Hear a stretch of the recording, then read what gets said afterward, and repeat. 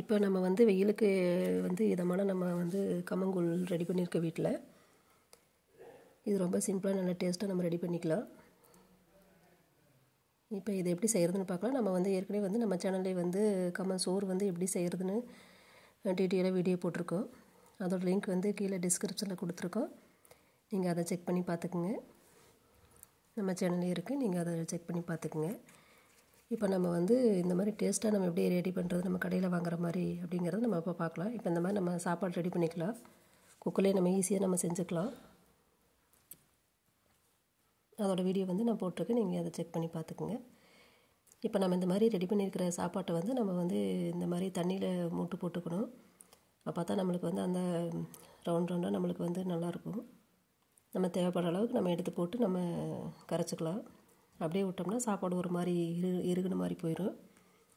அதனால் இந்த மாதிரி நம்ம கரண்டியை நனைச்சிட்டு இந்த மாதிரி ஒரு குண்டாவில் தண்ணி ஒரு இதுக்கு தண்ணி எடுத்து வச்சுக்கிட்டு நம்ம வந்து இந்த மாதிரி சூடாக இருக்கிறப்பவே நம்ம வந்து இந்த மாதிரி கரண்டியில் தண்ணியை நனைச்சிட்டு நம்ம எடுத்து போடுறப்ப வந்து இந்த மாதிரி உருண்டை நம்மளுக்கு வந்து வந்துடும்.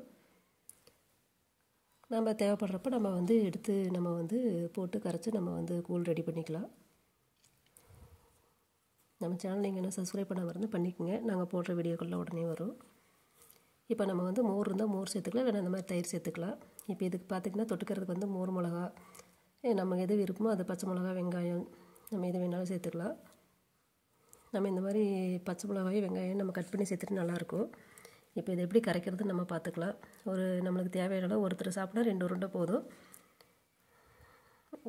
நம்ம அதை கொஞ்சம் நம்ம தேவையான அளவு 2, 3 நம்ம விருப்பத்துக்கு நம்ம சேர்த்துக்கிட்டு தயிர் ஒரு 2-3 கரண்டி நம்ம சேர்த்துக்கலாம். சேர்த்துட்டு கொஞ்சம் தேவையான அளவு நம்ம உப்பு சேர்த்துக்கிட்டு ஃபஸ்ட்டு வந்து நம்ம வந்து இதை சாப்பாட்டை வந்து நம்ம கொஞ்சம் கரைச்சிக்கணும். எடுத்தோடனே தண்ணி விட்டுட்டோம்னா நம்மளுக்கு அளவு தெரியாது. கொஞ்சமாக தண்ணி விட்டு நம்ம வந்து நல்லா கரைச்சிட்டு நம்ம வந்து மறுபடியும் நம்மளுக்கு வந்து குடிக்கிற அளவுக்கு நம்ம மறுபடியும் கொஞ்சம் தண்ணி சேர்த்துக்கலாம். நீங்கள் இந்த மாதிரி வெய்ய காலத்துக்கு நம்ம வீட்டிலே செஞ்சு வச்சுட்டிங்கன்னு வச்சுக்கோங்க, சூப்பராக இருக்கும். நம்மளுக்கு வந்து சாப்பாடு வந்து வெய்ய காலத்தில் அவ்வளோக்கா நம்மளை சாப்பிட விருப்பம் இருக்காது. இந்த மாதிரி நம்ம வெளியில் போயிட்டு வந்து மதிய நேரத்துக்கு குடித்தோம்னா நல்லாயிருக்கும். ஒரு நாள் நீங்கள் செஞ்சு வச்சிட்டிங்கன்னா 2-3 நாள் வரைக்கும் நம்ம இந்த மாதிரி தண்ணியில் போட்டு வச்சுக்கிட்டோம்னா நம்மளுக்கு வந்து கெட்டு போகாது. நீங்கள் ட்ரை பண்ணி பாருங்கள். நம்ம சிம்பிளாக நம்ம வந்து எப்படி கம்மன் சாப்பாடு செய்கிறது அப்படிங்கிறத ரெசிபி வந்து நம்ம போட்டிருக்கோம். கீழே லிங்க் கொடுக்குறேன், நீங்கள் செக் பண்ணிக்கோங்க. ரொம்ப ஈஸியாக இருக்கும். நீங்கள் அந்த மெத்தடில் செய்யுங்க. நல்லா குக்கர்லேயே நம்ம செஞ்சுக்கலாம், நல்லா வரும். நம்ம இந்த மாதிரி நம்ம மோர் மிளகாய் எண்ணெயில் வறுத்துட்டு எடுத்து வச்சுக்கலாம். இப்போ வந்து கொஞ்சம் நம்ம வந்து டேஸ்ட்டுக்கு வந்து சின்ன வெங்காயத்தை நம்ம இதில் கட் பண்ணி கூட நம்ம சேர்த்துக்கலாம், நல்லாயிருக்கும். பச்சை மிளகாய் கொஞ்சமாக நம்ம சேர்த்துக்கலாம். இதுக்கு மேலே நீங்கள் விருப்பப்பட்டால் கொஞ்சம் கருவேப்பிலை சேர்த்துக்கலாம். நான் இதில் வந்து கருவேப்பிலை சேர்க்கல, ஆனால் இதுவே நல்லாயிருக்கும். நீங்கள் இந்த மாதிரி ட்ரை பண்ணி பாருங்கள், வெயிலுக்கு நல்லாயிருக்கும். தேங்க்யூ.